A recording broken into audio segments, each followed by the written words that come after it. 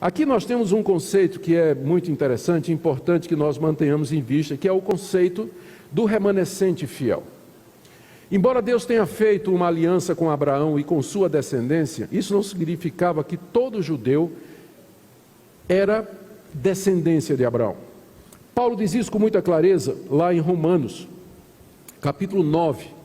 Nem todo israelita é de fato judeu, e nem porque é descendente de Abraão é filho de Deus.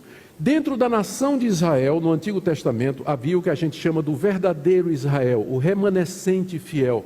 Aqueles judeus que de fato eram tementes a Deus, que criam em Deus, que entenderam que era pela graça, que esperavam no Messias, que viviam nos caminhos de Deus. Exemplos deles: Samuel, Davi, o próprio Abraão, os patriarcas. Mas qual é a história de Israel no Antigo Testamento? É uma história de idolatria. O povo de Israel virou as costas para Deus constantemente.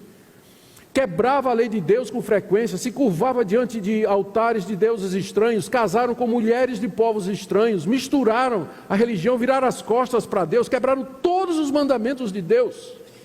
Mas sempre havia um remanescente fiel, como Deus disse a Elias, quando Elias estava desesperado: Senhor, mataram os teus profetas e só eu sobrei. Qual foi a resposta de Deus? Reservei para mim 7.000 que não dobraram o joelho a Baal. Esses 7.000 representava o verdadeiro Israel dentro de Israel. Então esse rebanho é o rebanho de Jesus, os verdadeiros crentes, desde o Antigo Testamento até o dia de hoje. O povo de Deus, a igreja, esse é o povo de Jesus, é esse que ele veio chamar, é por eles que ele veio morrer. Estes são aqueles que Deus deu a ele antes da fundação do mundo. São esses que ele chama do curral, que ouvem a voz, seguem, e Jesus os separa dos outros. Ele diz: vocês agora vão me seguir e vocês vão me obedecer. Como verdadeiro pastor, foi isso que Jesus veio fazer. Então esse é um conceito muito importante, o conceito do verdadeiro Israel, que eram aqueles judeus que eram verdadeiramente crentes do meio do Israel, que geralmente era incrédulo, apóstata, idólatra e que virou as costas para Deus o tempo todo. Muito bem. A reação dos judeus, quando Jesus disse isso, no verso 6, foi a seguinte: eles não compreenderam o sentido do que Jesus dizia. Jesus estava, em outras palavras, dizendo: eu sou aquele pastor, vocês judeus, líderes religiosos, fariseus, escribas e fariseus, vocês são os ladrões que pulam pelo muro para roubar o rebanho de Deus, mas as minhas ovelhas eu vou chamá-las, elas vão ouvir a minha voz, e elas virão, e elas vão me seguir.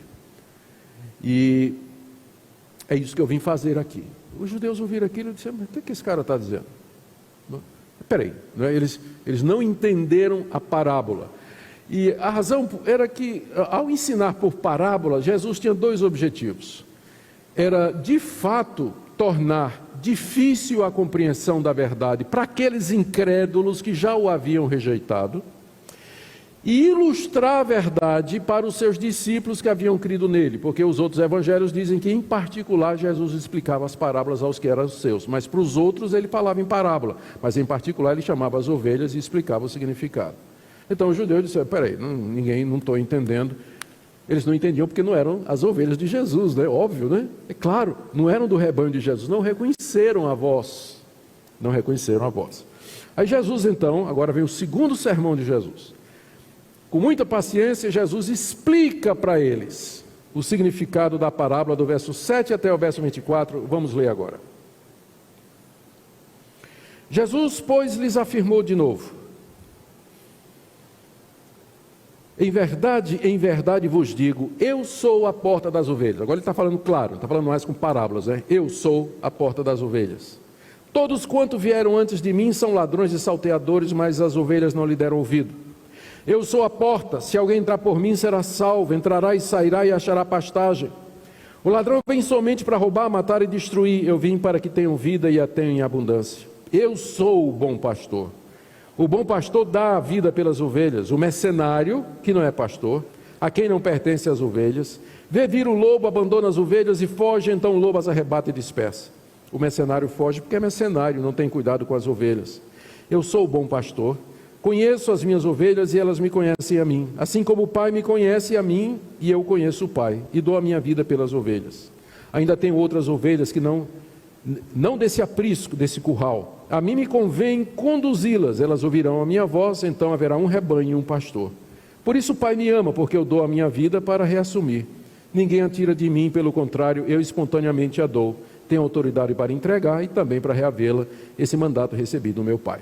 Aqui Jesus explica os pontos da parábola. Qual é a reação dos judeus? Verso 19. Por causa dessas palavras, rompeu nova dissensão entre os judeus. Muitos deles diziam, ele tem demônio, e enlouqueceu, porque o ouvis. Então, o que é que Jesus disse que deixou esse pessoal, furioso, furioso mesmo, está endemoniado? Como é que uma pessoa diz uma coisa dessas aí? E aqui nós vamos ver então essa explicação de Jesus. O que ele faz aqui é explicar a parábola fazendo 3 contrastes entre ele e os fariseus. No primeiro contraste, ele diz que ele é a porta das ovelhas e os fariseus são os ladrões e salteadores, versos 7 e 8. No verso 7, ele se apresenta como sendo aquele que dá o verdadeiro acesso a Deus. Jesus, pois, lhe afirmou de novo, em verdade vos digo, eu sou a porta das ovelhas. Em outras palavras, ele está dizendo que ele é aquele através de quem existe o verdadeiro ou há o verdadeiro acesso a Deus. Com isso ele está dizendo que entrar no aprisco de Deus não era alguma coisa que era feita por etnia, por ser filho de Abraão, nacionalidade, não era feito por guardar a lei de Moisés e muito menos as normas e regras que os fariseus acrescentaram, mas através da sua morte e da sua ressurreição, como ele vai dizer mais adiante. E com isso ele está corrigindo aquele legalismo que havia na religião de Israel dos seus dias. Eu sou a porta, não é um conjunto de regras, não é você cumprir metas, não é você adquirir méritos, não é você cumprir regulamentos, não é você ter um merecimento, não é você ter uma moralidade impecável que Deus vai ser obrigado a lhe devolver o favor. Não é através de nada que venha do homem. A entrada para o aprisco é através de mim. Eu sou a porta e mais nada, e mais ninguém. Com isso ele estava excluindo o ensino dos fariseus que colocavam outro caminho para chegar a Deus, que é através da guarda de Moisés, da lei de Moisés. Então, essa é a primeira coisa. Em contraste, com os que vieram, em contraste a ele que era a porta, ele diz, todos os que vieram antes de mim, verso 8, são ladrões e salteadores, mas as ovelhas não deram ouvido. A quem ele se refere?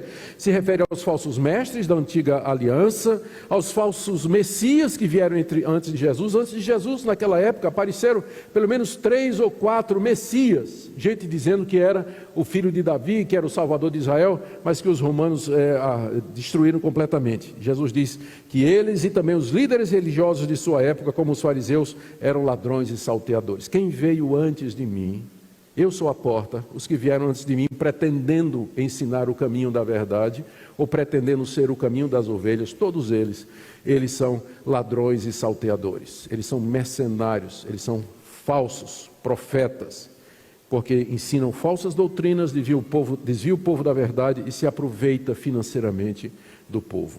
Mas as ovelhas, Jesus diz, o remanescente fiel não deu ouvidos a eles. Final do verso 8, as ovelhas não ouviram, aqueles 7.000, não é? Eles não ouviram, não seguiram os falsos mestres, não se curvaram diante dos deuses